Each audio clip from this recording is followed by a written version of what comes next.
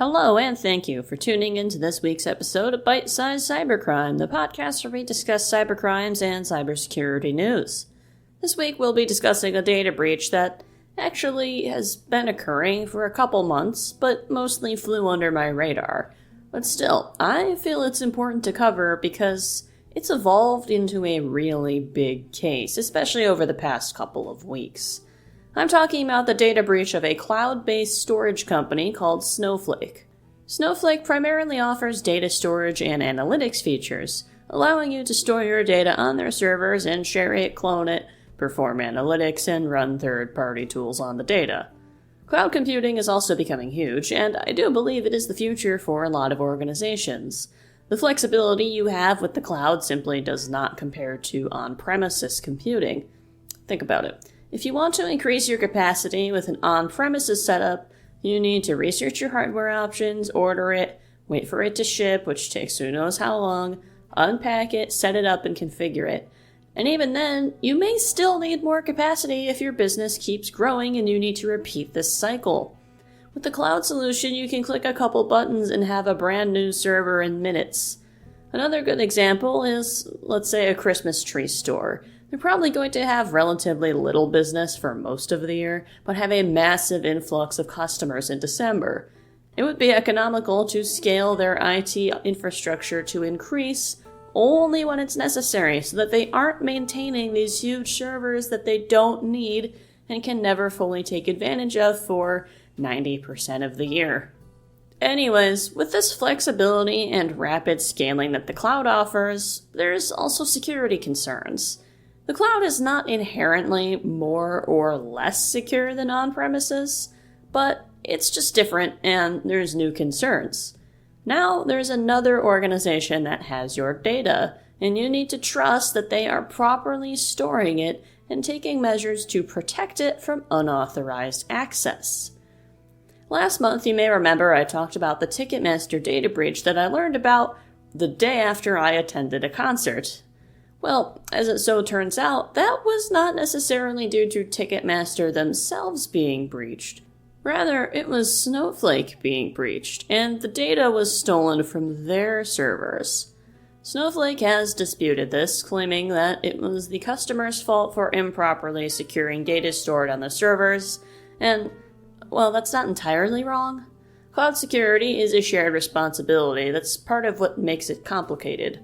To put it simply, cloud providers like Snowflake are responsible for securing the cloud itself, keeping their physical data centers and networks secure.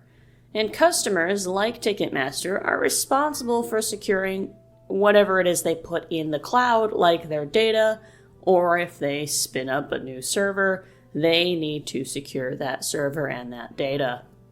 However, Ticketmaster wasn't the only company affected, which makes me suspicious that it was directly their fault.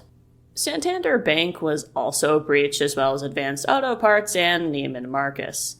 Cybersecurity firm Hudson Rock also claims that the threat actors have access data from Progressive, Allstate, and State Farm, but I checked my regular news sources, as well as haveibeenpwned.com, and there didn't appear to be any data that was publicly leaked as of the time of this recording.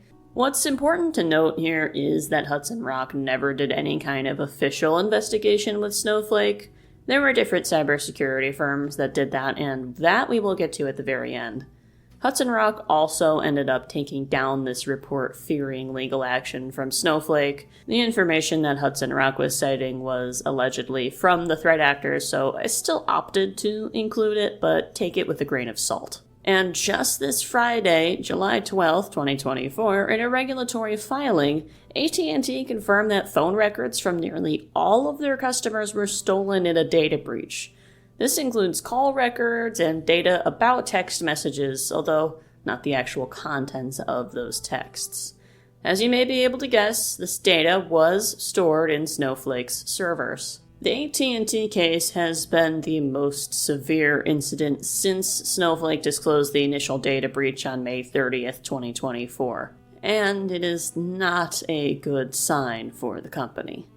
So how did this happen? Did everyone just have poorly secured data, or was Snowflake actually at fault in some way?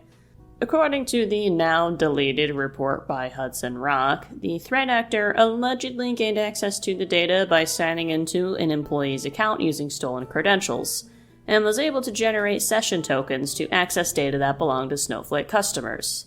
However, this should be taken with a grain of salt as this report was removed. And based on reports from other firms that worked with Snowflake, I don't believe this is what happened. Though it is allegedly the word from a threat actor, so I opted to include it anyways.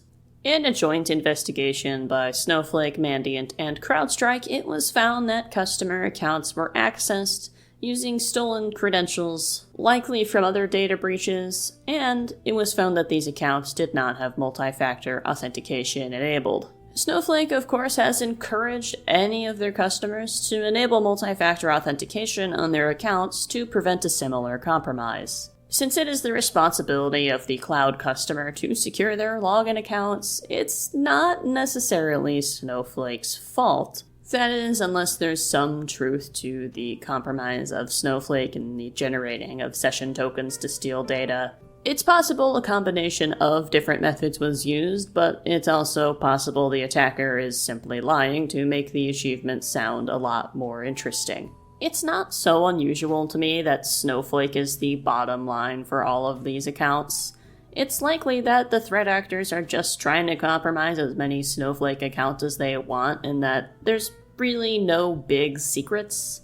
Snowflake stock did suffer amidst all of these data breaches, including the recent AT&T data breach. Although I think any negative press for Snowflake specifically is relatively unfair given what we know now due to the joint investigation. Unfortunately, it's easy to put the blame on the cloud provider when something like this happens. One thing that we can all agree on is that Snowflake was the common thread with a series of data breaches including Ticketmaster, Advanced Auto Parts, Santander, Neiman Marcus, AT&T, and potentially more to come.